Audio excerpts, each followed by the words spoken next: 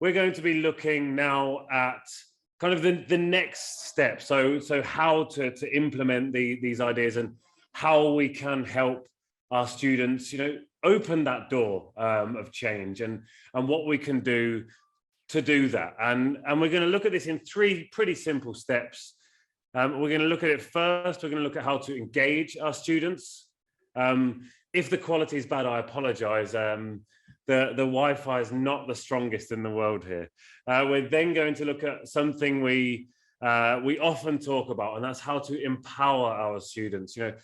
As teachers, this is probably the most important part of our job. It's not just how to teach them grammar, but it's how to empower them and what they can do. And then from that, once they've been empowered, what can we do next? How can we use that empowerment? Where can we take them? And how can we enact on that? So I'm going to jump straight in with engage. And obviously I've left that one open there, but you probably can't see it anyway.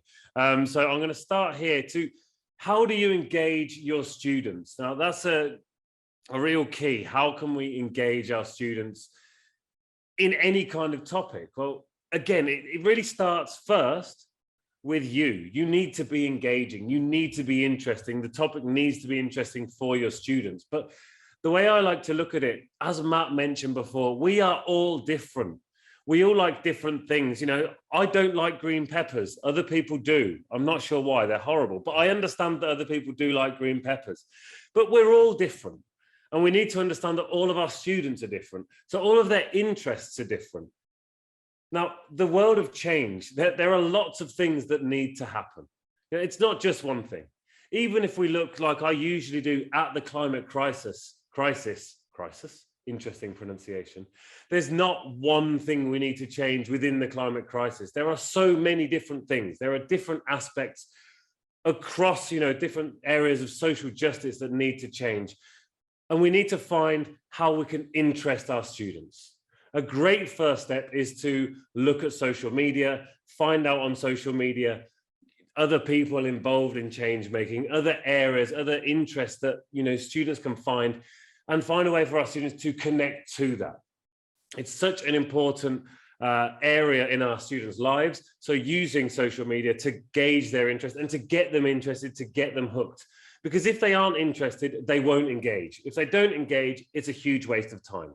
So you need to find out what interests your students. What is it that interests them? The next thing, a great way of finding out if students are going to be interested is the proximity. Is it an issue that's close to them? One of the huge issues we've always had with climate change and the climate crisis is when we talk about it, we talk about the ice caps melting. That's far away from most people. Or look at the wildfires, which are, over in Australia. Australia is really far away. People can't connect to that. So you're the teacher, you're in the classroom, what are the issues in your local area. Perhaps there are some local waterways that are clogged with rubbish. Maybe there is a farm nearby that is polluting the area. Perhaps you have factories that need to be dealt with. There are all of these different things that could be close to home. So use these images. This is an image from my village just the other day where we were at a festival and people just left their rubbish there. But luckily, somebody who I'd spoken to at a school came up to me and said, hey, you inspired me to, start recycling. And I talked to my friends and I was like, hey, why don't we deal with that? So we went over to that tree and we cleaned it up. Now, you probably can't see the tree. It's quite pixelated, but yeah, that's a tree covered in rubbish. So there are a couple of things, interest and proximity. Now, the other one is a connection. Do your students feel connected to the issue? Most people can feel a connection to the climate crisis because you know what? It's getting hotter or wetter, or, we can see it and our students can see a future that's, not looking fantastic as it stands. So there is a connection to the climate because we all live in the world. The climate is a commons, we share this climate. This is something we all use together. This is something we all feel every single day. So that's one of the things we have there. But also some students won't be interested in that. Perhaps you have a student in your class who is a member of the LGBTQI plus community. Maybe you need to look at that and how that is dealt with in your area, or maybe you need to look at a lack of options for non-binary students, or perhaps you have vegans in your class. Everyone loves a vegan. Perhaps you've got vegans in your class. I'm one, by the way. And there's nothing for them in the school canteen. Engage them, find something they're going to be interested in. You'll often have animal lovers in your class as well. Look at how animals are treated and, try and work on that with them. So there you go. There's number one. That's engage. Now you've got them engaged, which was super important. That's the first part of it. And now we need to move on to empowering our students. Now, when we empower our students, there are so many different aspects that we need to focus on.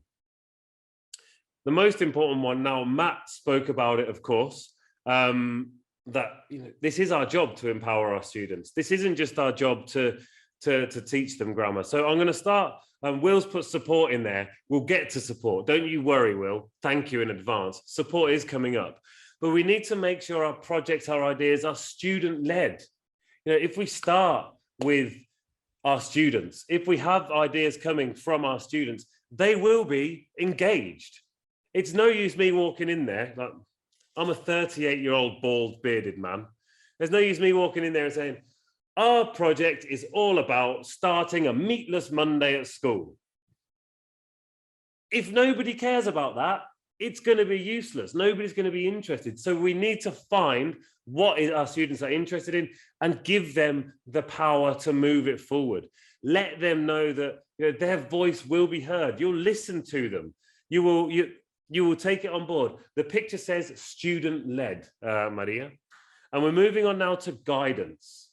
So once our students have got their idea, they're like, yes, we're moving forward with this. I really want a meatless Monday, for example. And then they'll kind of look at you and be like, but how do I do it? So you need to guide your students. And then it's very difficult to find that balance between guiding them and doing it for them. But I remember at last year's Global Teachers Festival, we mentioned about if you spoon feed your students, then they'll only learn the shape of the spoon. So you can't spoon feed it to them. You can't tell them what to do. You can help. You can usher them in the correct direction. You can guide them. They want to meet free Monday. Well, who do they need to speak to? They need to speak to the canteen. They need to speak to the governors. They need to speak to the parents. They need to speak to the other students. They need to get a petition together. Guide them. Give them the ideas to help them move forward. And now, of course, the last one here, as Will mentioned earlier, support. We absolutely need to be there to support our students. If we don't support them, they'll have their guidance, they'll be there and they'll be like, what do I do now? So when you're supporting your students, again, I'm going to go back to Meat Free Monday. It's something I love. So you're supporting them. So not only are you showing them that they need to go to the canteen, but you can make an introduction. You can take them to the head teacher and say, my students would like to have a meeting with you about Meat Free Monday, or my students would like to have a meeting with you about the lack of recycling we have at the school, or my students would like to speak to the local government minister about implementing the climate crisis into our curricula and not simply having it as a one-off lesson on Earth Day. Exactly. Empathy is super important, Maria Laura. So supporting our students is super, super important. But again, it's support. It's not telling them what to do. It's helping them. It's guiding them.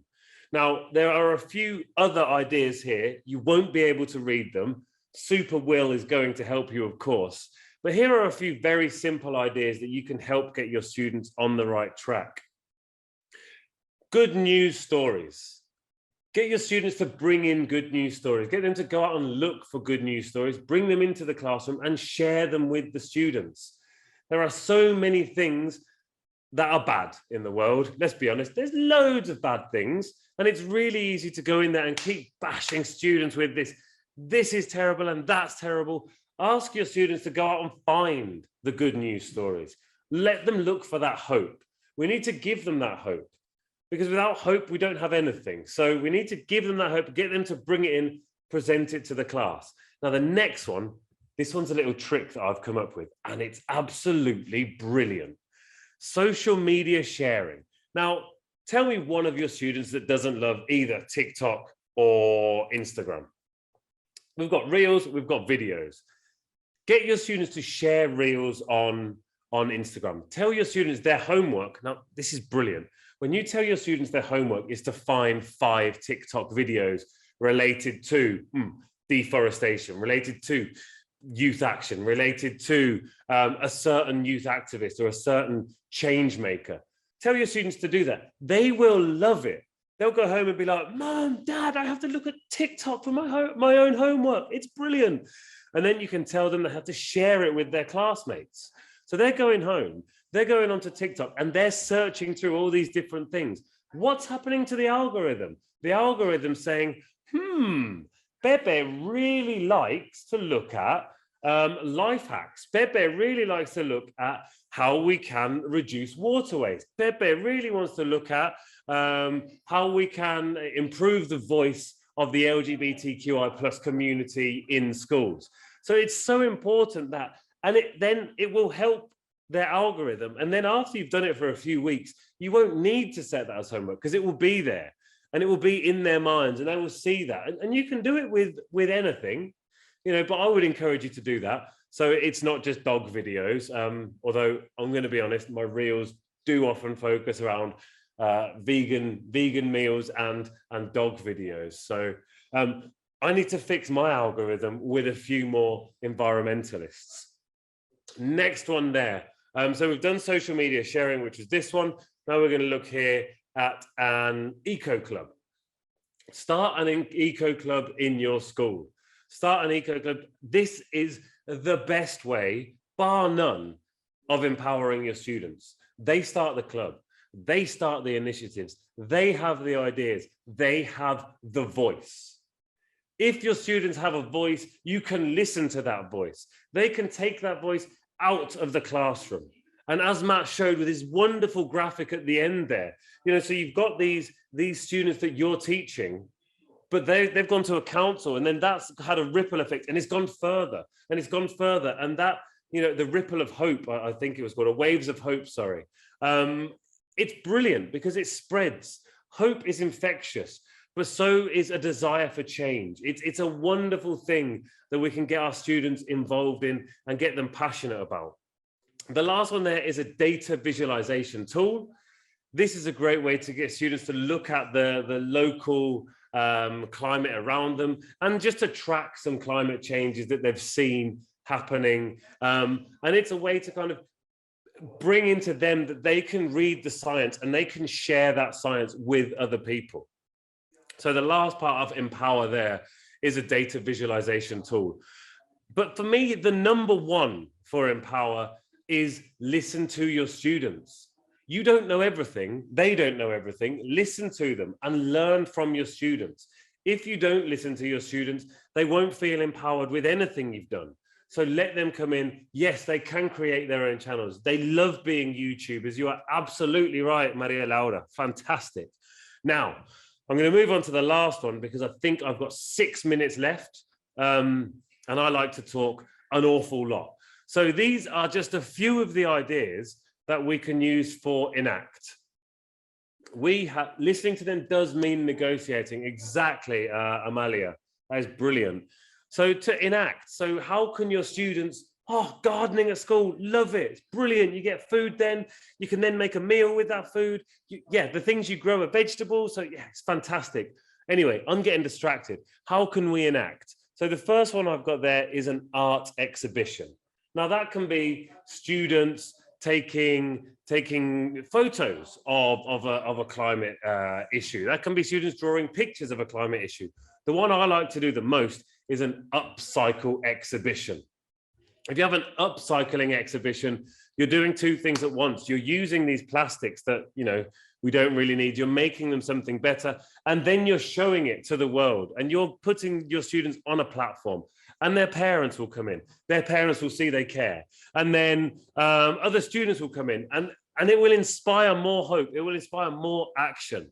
For students who don't want to do a presentation, now presentations are wonderful, but not everybody wants to do that. It's a skill we need, and we can include it in our English classes, of course. But for those who don't want to do that, give them the option of doing a podcast. Why? Because guess what we've all got? We've all got one of these. We've all got a mobile phone. Most of us have a mobile phone. So let's record on our mobile phone our podcast. It doesn't have to go live. We can share it with our class, but they are enacting. You are sharing a voice. They are sharing their voice. It's a brilliant idea, and it's a great way for students who are a bit shyer. You know, they don't have to be on camera. They don't have to be in front of people. They can share their voice. They can do it at home. They can edit it, and then they can roll it out and move it forwards. Next up is plant. Now, plant as in the verb. Go and plant some things. There's nothing better than getting your hands dirty. And even if it's just a class plant, you know, or even if they're just going home and they're planting some basil to grow their own basil at home, getting your hands into the soil and feeling Mother Earth is something that, yeah, sow some marigold seeds, Vanessa, absolutely. The world's greatest marigold right there, Vanessa Harson Walker.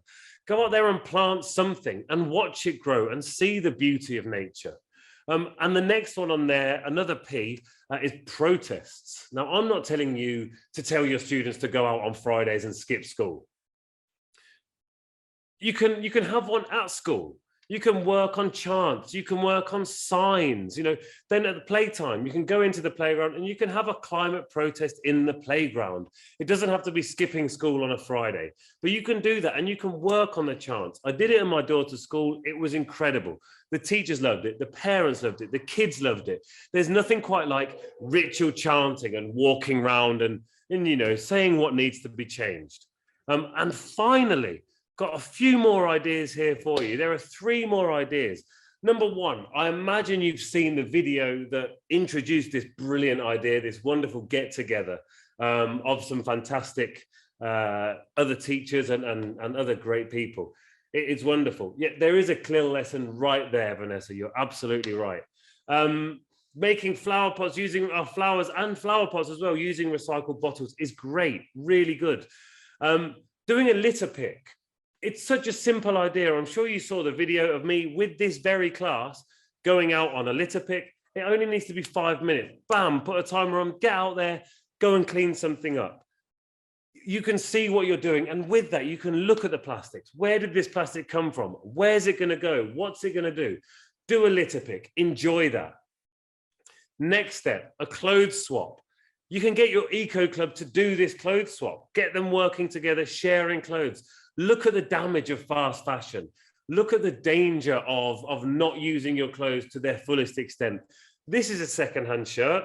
It doesn't smell great, but that's because, you know, I'm too passionate right now and I'm making it not smell great. Don't worry, I will change my clothes, as Will mentioned earlier, for the next session. And finally there, now this is the last thing. People often say, oh, but how can I get climate change or the climate crisis or LGBTQI rights into my English class? I don't have time. You can focus your English classes on those ideas. You know, you have a letter writing campaign. Oh, plugging's brilliant as well, Maggie. Love it. Have a letter writing campaign. Tell me one exam that doesn't involve write an email or try and persuade somebody. Do a letter writing campaign and start small. Start with the head teacher of your school. You know, you want recycling bins, or again, I'm going back to Meatless Monday. Send a letter writing campaign to the catering company. Start writing letters to the local governments. Write letter writing campaigns to the European Parliament. You are writing there. You are practicing writing, but you're trying to do something with it. And with those letters, you can, you know, you will make a difference. It really does work, and you will improve literacy. You will make a difference with those different things. So they're just a few ideas. I could probably talk for about another hour and a half on it. If you are interested in finding out more, you do feel free to check out renewableenglish.com. I'm sure will put it in the chat there. There's also a Facebook group and a Facebook page. I also have Instagram and LinkedIn and Twitter. So do feel free to check it out. Go follow there. And right now, I'm going to bring in the wonderful Zarina Suban. Thank you so much for being patient and waiting with me. And hello there. Hello. How wonderful to hear all those ideas. Absolutely fantastic. Did you try and squeeze as many in as possible? I think you did, didn't you? Exactly. Yeah. So tell me, I've got a question, if I may. Out of engage, empower, and enact, which part do you enjoy the most and why? Oh, what a brilliant question. I love the challenge of engage, because when you see students who don't really care, then for me that's brilliant. When you see them like look and be like, I don't really care, that challenge, and when you see them finally come round to it, great. Empower, I think, is probably my favorite though, because that's the moment you see that fire being lit, and then you can kind of sit back and watch Enact happening, and you can sit there with this kind of smug, content look that you've helped that those people are then going to go out and make a change. But that really nice moment of when they feel empowered is just brilliant. Yeah. So engaging is that change process that you're seeing happening in your students, right?